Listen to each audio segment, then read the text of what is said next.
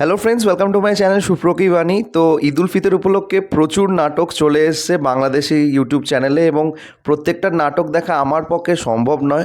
তোমরা কমেন্ট করে জানিও কোন নাটকটা তোমাদের ভালো লেগেছে, তো আমি অবশ্যই দেখে রিভিউ শেয়ার করব।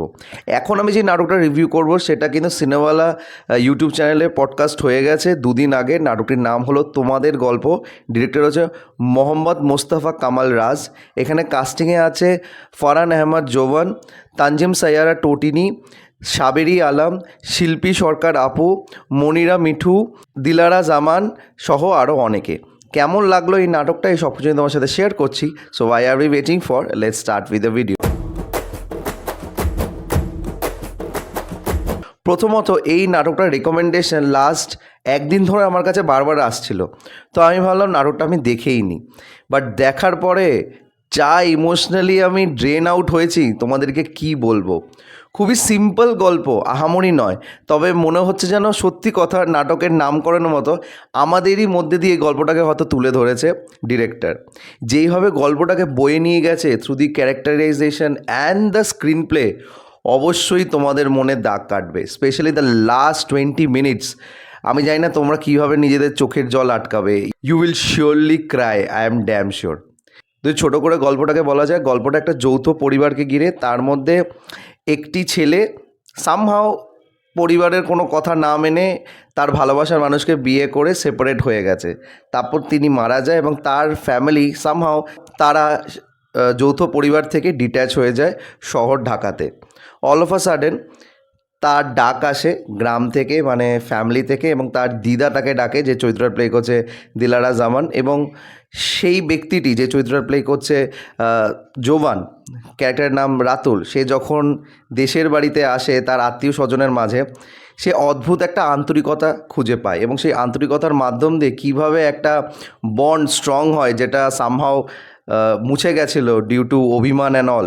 এবং সেখান থেকে দাঁড়িয়ে ফ্যামিলি মেম্বার্সরা কীভাবে তাকে অ্যাকসেপ্ট করে নেয়, এবং তার মধ্যেই একটা ছোট্ট প্রেমের গল্প আমরা দেখতে পারি between Ratul and Shalus character played by Tanzim Saiyara টোটিনি।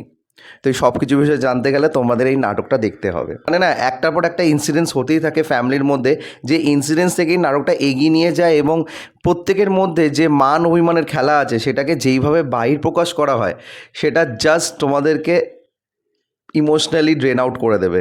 And I am telling you, এই গল্পটা পুরোপুরি মনে হচ্ছে যে আমাদেরই মনের মাঝের থেকে বের করা একটা গল্প, যেটা আমরা কখনো না কখনো আমাদের ফ্যামিলি মেম্বার্সদের থেকে হয়ে থাকি এবং তাদের কথা আমরা অনেক সময় এরকম মনে দাগ কেটে নিই এবং সেখান থেকে আমরা আমাদের মধ্যে একটা দূরত্ব ফর্ম করে নিই। বাট এই নাটকটা বুঝিয়েছে যে দূরত্ব সবসময় ভালো কিছু করে না, ওটা উল্টে খারাপ দিকে নিয়ে যায়।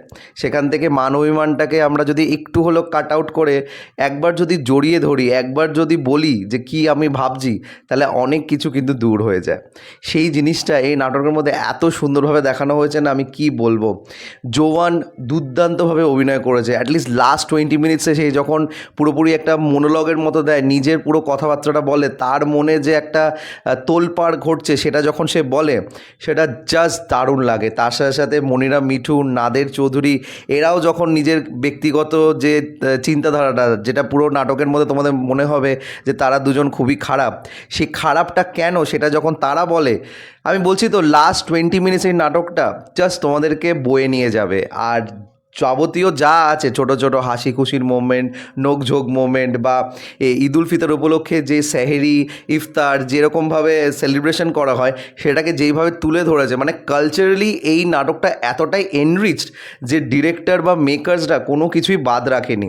পুরোপুরি মনে হলো বাংলাদেশেরই একটা গ্রামের যৌথ পরিবারের গল্প আমাদের কাছে তুলে ধরা হয়েছে এবং সেটা এত সুন্দরভাবে দেখানো হয়েছে, আমার নতুনভাবে আর কিছু বলার নেই। আমি সত্যি নাটকটা দেখে প্রচণ্ডভাবে ভাবুক হয়ে উঠেছি এবং আমার মনে হয় এই নাটকটা প্রত্যেকের দেখা উচিত। এই ঈদ উল ফিতরের ওয়ান অফ দ্য বেস্ট নাটক অলরেডি আমি দেখে নিয়েছি, আমি এইটুকুনি বলতে পারি।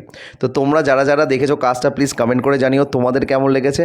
আর আমার যদি রিভিউটা ভালো লেগে থাকে, don't forget to like, share and subscribe my channel. আমার সাথে জুড়ে থাকার জন্য আমাকে ইনস্টাগ্রামে ফলো করতে পারো। ইনস্টাগ্রাম হ্যান্ডেল হলো সুপ্রো09bit2। এছাড়াও তোমরা আমাকে ফেসবুক পেজেও ফলো করতে পারো। ফেসবুক পেজের নাম হলো সুপ্রকি বাণী। Till then, stay tuned.